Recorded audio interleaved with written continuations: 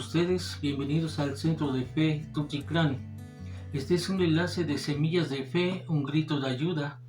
Y este enlace es producido por Semillas de Fe, una semilla de fe y de esperanza para su vida y su corazón, y muchísimas otras bendiciones más. Yo soy el pastor Luis Cosío y hoy quiero platicar referente en lo que se refiere a la Semana Santa, es las 7 palabras. Realmente en los libros de los 4 evangelios, las palabras no son ordenadas cronológicamente, pero conforme al esbozo verdaderamente que vemos conforme a la muerte de Jesucristo, nos da una relación de esas 7 palabras. Vemos antes desde la muerte de Jesús, cuando Jesús es acusado delante de Pilato y enviado a Herodes. Herodes era una persona mala y se burlaba de Jesucristo, y después se compaginaron Pilato y Herodes y restablecieron su amistad. En eso vieron de que Pilato verdaderamente no era una persona tanto complaciente, sino Pilato también sabía de que Jesucristo no había hecho nada. Y Pilato, ¿verdad? Cuando empezó el murmullo de la misma multitud, la multitud pidió que Barrabás fuera puesto en libertad, y lo soltó y entregó a Jesús para que sea crucificado. Aunque Pilato normalmente residía en Cesarea, no en Cesarea de Filipos, en ese tiempo estaba visitando a Jerusalén en la fiesta de la Pascua, como lo hacía también Herodes. Y Pilato estaba tratando de evitar un caso muy difícil, en la cual estaba con lo que es Jesucristo. Sabía muy bien que Jesús no había cometido ningún delito, y se dio cuenta también de que la situación se escapaba de su control, de sus manos, y estuvo dispuesto a sacrificar a un inocente para mantener la paz. Ahora sí que mandando como a Jesús al gobernador de Galilea, que era Herodes Antipas. De ahí pues fue cuando se fue sentenciado a muerte. Pilato, oponiendo a los líderes judíos cuando entregaba su veredicto, sin duda el Jesucristo, el prisionero, había sido una molestia pública, pero para eso solamente bastaba unos azotes.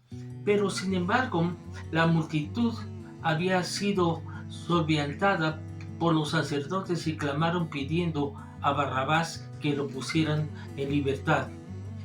Pilato no quería libertar a un hombre peligroso como Barrabás, así como tampoco condenar a un inocente como Jesucristo. Pero llegó en un momento que era tanto la presión que tenía Pilato, que empezó a analizar y pensar que lo más sabio era ceder a la presión pública. Y al fin del día, Pilato no mostró verdaderamente misericordia, y menos aún justicia para con el inocente Jesucristo. Y de ahí lo mandó primeramente para que ahora sí que toda la gente viera, lo mandó a azotarlo. Y realmente el azote era una pena en sí mismo, o sería una preparación para la crucificación. De ahí lo mandaron a crucificar a Jesucristo.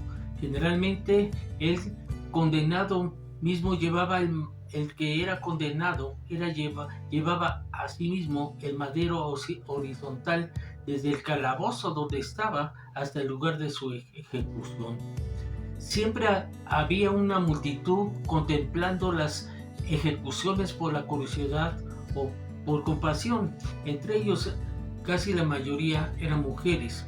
Lloraban por Jesús, pero él más bien lloró de piedad por Jerusalén y su pueblo. También después de haber sido crucificado entre 2 ladrones, la primera palabra de Jesús desde la cruz registrada en los evangelios de Mateo, Lucas y Juan fueron la primera una oración de perdón para que aquellos que le estaban ejecutando. Y quiero darte las 7 palabras. La primera palabra es: Padre, perdónalos porque no saben lo que hacen. Segunda: de cierto te digo que hoy estarás conmigo en el paraíso. Tercera palabra: mujer, he aquí tu hijo, ahí tu madre. Cuarta palabra: Dios mío, ¿por qué me has desamparado? Quinta palabra: tengo sed. Sexta palabra: consumado es. Y la última palabra es: Padre, en tus manos encomiendo mi espíritu. Al empezar a entender la primera palabra que dice: Padre, perdónalos porque no saben lo que hacen, aquí la palabra clave es no saben. Realmente los dirigentes judíos habían tomado una decisión deliberada contra Cristo. Aún habían tenido la plena luz de la verdad que Él les había venido revelando. Sin embargo, no comprendían lo que estaban haciendo, sino percibían su acción dentro del gran conflicto entre el bien y el mal. Y ahí el pueblo en general no tenía idea de lo que estaba ocurriendo. Y se burlaban, se mofaban. ¿Por qué? Porque era producto de su ignorancia. Y ciegamente, verdaderamente, la gente seguía a sus dirigentes. Si empezamos a ver, estamos hablando sobre cuando este centurión y los que en él estaban custodiando a Jesús vieron que después sucedió un terremoto y después todo lo que había sucedido, quedaron aterrados y exclamaron: verdaderamente este era el Hijo de Dios. La segunda palabra estamos platicando, que es: de cierto te digo que hoy estarás conmigo en el paraíso. De cierto, dice, te digo que hoy estarás. Está hablando literalmente Jesús, ¿verdad? Sobre vas a estar seguro, porque hoy estarás conmigo en el paraíso. Pero dice en Mateo 5:18, les aseguro que mientras exista el cielo y la tierra, ninguna letra ni una tilde de la ley desaparecerán hasta que todo se haya cumplido. Qué importante es esto. Es una respuesta de Cristo a la súplica cuando se le hizo este hombre que estaba al lado de él, crucificado también. Acuérdate de mí cuando vengas en tu reino. Y el ladrón fue un corazón arrepentido delante de él. Y con ello se interpreta que le asegura la salvación sin que para ello haya obstáculos en sus pecados anteriores, porque la fe que tenía en ese momento fue puesta en Jesucristo. Pero vamos a ver qué es el paraíso. El paraíso es un lugar cercado, es como si fuera un parque, donde había árboles y donde con frecuencia se tenían la caza de animales. En 2 Corintios 12, del 2 al 4, habla sobre lo que es el paraíso y es el sinónimo del cielo. ¿Realmente el ladrón estará con Jesús en el paraíso? Pero será después de la resurrección de los justos, no en el momento, porque Jesucristo al morir no subió al paraíso, sino estuvo aquí, la cual ocurrirá en la segunda venida del Señor. La sencilla declaración de Jesús le aseguró al malhechor que sin duda estaría en el cielo, sin importar cuán falto de méritos estuviera, ni aun cuán imposible pareciera que Jesús estaba muerto y como si él fuera un criminal, pero él tuvo que hacerlo para cumplir la promesa para todo este mundo. En verdad, la presencia de Jesucristo en la cruz fue la que hizo posible tener nosotros una esperanza de ser salvos y tener la vida eterna. La tercera palabra: mujer, he aquí tu hijo, he aquí tu madre. Es una palabra pronunciada en la tercera hora y se habla en Juan 19, 26, 27, en las terceras horas de tinieblas. Y empezamos a ver a quién él amaba. Se interpreta como una demostración de que no solo hay que recibir amor, sino también saber darlo. Y sobre todo, no importa realmente las circunstancias. Jesucristo estaba crucificado y mostró su grande amor. Uno de ellos, el discípulo a quien Jesús amaba, que era Juan, estaba a su lado. Y realmente el significado recibe en la nueva relación entre la madre de Jesús y el discípulo amado. Cuando le dijo mujer, Cristo entregó el cuidado de su madre al discípulo amado, cumpliendo un elemento de deber filial. En cuanto a esta forma de trato, podríamos decirle cuando le dijo, he ahí tu hijo. La relación entre Juan y Jesús era más íntima que la misma relación de Jesús con cualquier otro de sus discípulos. Y podríamos decir que podía cumplir con los deberes de un hijo más fielmente que los otros. Juan. El hecho de que Jesús dejara a su madre al cuidado de un discípulo demuestra que José, su esposo de María, había muerto, y algún pensaba que esto indica que María ya no iba a tener otros hijos, por lo menos en condiciones de cuidarla a ella. Y de ahí Jesucristo por eso tomó la decisión de decirle a Juan, ¿verdad?, que cuidara a su madre. La cuarta palabra dice, Dios mío, ¿por qué me has desamparado? Las palabras pronunciadas después de las 3 horas de tinieblas fue cuando Jesús clamó, Elí, Elí, Elí, lama sabactani, que significa, Dios mío, Padre, ¿por qué me has abandonado? Realmente la forma Elohí es la transliteración del arameo equivalente al hebreo. Significa Dios, Dios, Dios. Quinta palabra, tengo sed. Podemos interpretar como una expresión de ansía que en ese momento tenía Cristo en la cruz. Imagínense todo el traslado desde la cárcel hasta donde fue ejecutado, ¿verdad? Y todos los que estuvo cargando la madera, ¿verdad? Y todo eso para llevarlo a la crucificación. Si vemos el primer término de Jesucristo es que tenía una sed fisiológica. Uno de los mayores tormentos también que tenían todos aquellos que estaban crucificados en ese momento. De ahí, en esta misma quinta palabra, dice es que ya todo está consumado. Si lo vemos alegóricamente, es una sed espiritual de Cristo, de que dice, ya se consumó la redención para la salvación de todos. ¿Cuál era el propósito? ¿Para qué vino el Señor Jesucristo? Vino para dar redención y salvación a todo este mundo. Y para eso tuvo que morir en la cruz. Y para que se cumpliese. Es una estructura lo que hablas del cuarto evangelio, que evoca la sed espiritual que Cristo experimentó junto al pozo también de la samaritana. Cuando también le dio a la samaritana vida y había una correlación que no podía hacer, pero ahí estaba Jesucristo para la salvación de todos.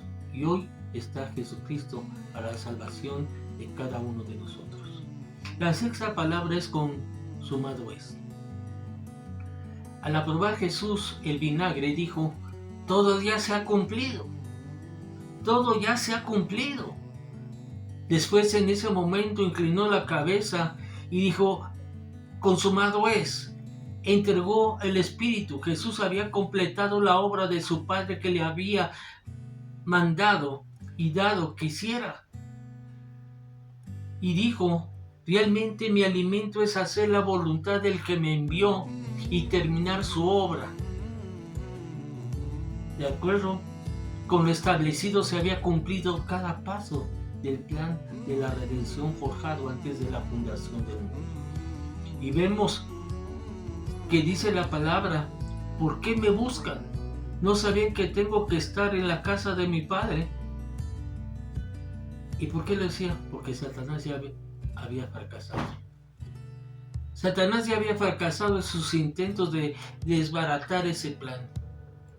Pero vemos la victoria de Cristo, asegurada la salvación de todo este mundo.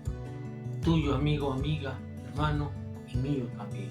Y se puede interpretar como la proclamación en boca de Cristo del cumplimiento perfecto de la Sagrada Escritura en su persona.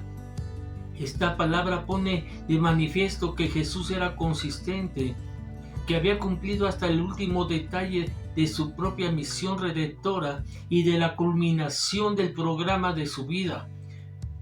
¿Qué me está diciendo esto?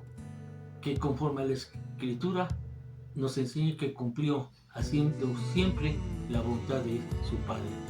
Más viene la palabra de agonía, pero esa palabra de agonía es de victoria, cuando dijo: todo está concluido. Y por último, la séptima palabra: Padre, en tus manos encomiendo mi espíritu. Cuando hablamos de Padre, es con referencia al empleo de que Jesús daba ese término a su Padre. Y dice: no sean como ellos, le dijo a toda la gente, porque su Padre sabe lo que ustedes necesitan antes de que se lo pidan. En cuanto a Dios como Padre, ¿verdad? Hablamos en el área judía, podríamos decir que en tus manos, cuando dijo Jesús, murió en las palabras: en tus manos entrego mi espíritu. Así que los judíos redoblaban sus esfuerzos para matarlo, pues no solo quebrantaba el sábado, sino que incluso llamaba a Dios a su propio Padre, con lo que él mismo se había, ¿verdad?, hecho igual. Termino con esto. Esta actitud lleva a una sublime culminación: el espíritu humilde, el espíritu de sumisión a la voluntad del Padre por medio de Jesucristo. Y nosotros podemos entenderlo y comprenderlo por medio del ejemplo a través de toda la vida terrenal que estuvo aquí Jesucristo. Y este mismo espíritu, dice abnegado, fue el que impulsó a Jesucristo a pronunciar en el huerto de Getsemaní estas palabras: no sea como yo quiero, sino sea como tú, Padre, quieres. Y podemos ver esa perfecta sumisión de Cristo al Padre. Y termino con esto. Realmente, dichosa la persona que vive y muere en las manos de Dios. Todo lo que tenemos está seguro si lo colocamos en sus manos. Y realmente podríamos decir, esta última frase que se atribuye a Jesucristo se interpreta como un ejemplo de confianza que debe de tener un cristiano ante la entrada en el mundo espiritual. Un consejo quiero darles: nunca uno debe de callar, sino lanzar siempre un grito a Jesús pidiendo la ayuda para poder salir lo más pronto y rápido de nuestros problemas. Les recuerdo que este enlace es producido por Semillas de Fe, una semilla de fe y de esperanza para su vida y su corazón. Mi deseo es que cada uno de ustedes nos pueda visitar en nuestra página Semillas de Fe, un grito de ayuda, donde hay constantes sorpresas de predicaciones que les pueden ayudar en su caminar y sobre todo para edificar su espíritu y muchísimas bendiciones más. Y nos pueden seguir, oír y ver por medio de nuestro enlace Semillas de Fe, un grito de ayuda, y lo puedes hacer por medio de Facebook, YouTube y WhatsApp. Pero me gustaría más que se suscribiesen, nos mandaran verdaderamente si les gustó este prédica, ¿verdad? Y lo puedes hacer por medio de Facebook, YouTube y WhatsApp. Yo soy el pastor Luis Cosío y que Dios me los bendiga a todos.